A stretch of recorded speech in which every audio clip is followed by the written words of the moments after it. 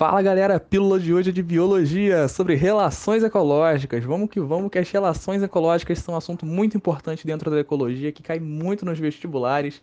Elas basicamente vão pensar as relações que os seres vivos vão estabelecer entre si. Elas podem ser intraespecíficas ou interespecíficas, quando acontecem entre indivíduos da mesma espécie, intraespecífica, ou entre espécies diferentes, interespecíficas. Além disso, também podem ser harmônicas ou desarmônicas. Nas harmônicas, há benefícios para ambos, ou pelo menos não tem ninguém prejudicado. Nas harmônicas, você vai ter alguém aí saindo prejudicado. Vamos para alguns exemplos principais de relações. Vamos começar pelas intraespecíficas harmônicas. Nós temos a colônia e a sociedade como exemplos clássicos. A colônia, como você pode ver, é muito representada às vezes pela caravela ou por colônias de bactérias.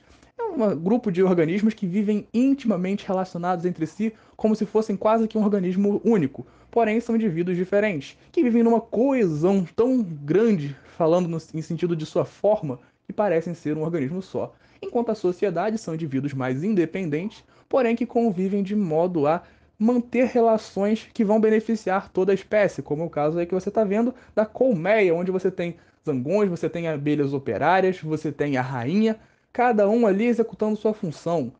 Enquanto nas desarmônicas nós temos como exemplo clássicos a competição intraespecífica, lembrando que também pode haver competição interespecífica.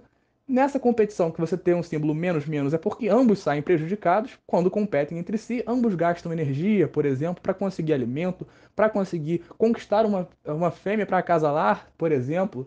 E no canibalismo também você tem essa relação na qual um indivíduo se alimenta de outro da própria espécie. Longo, como é que pode ter um mais menos? É mais porque quem se alimenta tem vantagem, tem o benefício. Um exemplo clássico disso é a fêmea do louva-a-Deus.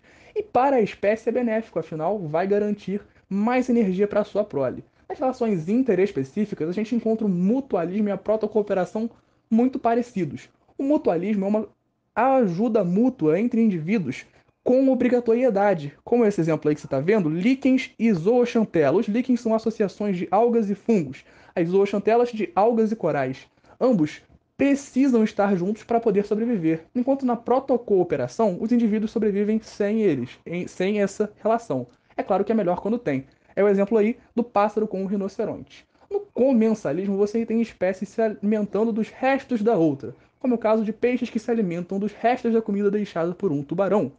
Já no inquilinismo, você encontra espécies que vivem a partir de outras. Um exemplo clássico é o epifitismo, que, por exemplo, muitas pteridófitas vão efetuar em relação a outras plantas mais altas. Bom, nas interespecíficas desarmônicas, nós temos, como eu já falei, da competição, quando indivíduos de espécies diferentes competem entre si, a predação, que é quando um indivíduo se alimenta de outro, não confundir com herbivoria, que é para herbívoros que se alimentam de plantas, perdão. O parasitismo é muito importante, como você pode ver, o coronavírus é um parasita, afinal, vírus são parasitas, uma relação benéfica para o parasita, porém para o hospedeiro é negativa. Lembrando que o objetivo de nenhum vírus é matar o hospedeiro, e sim se aproveitar do seu metabolismo, da sua energia.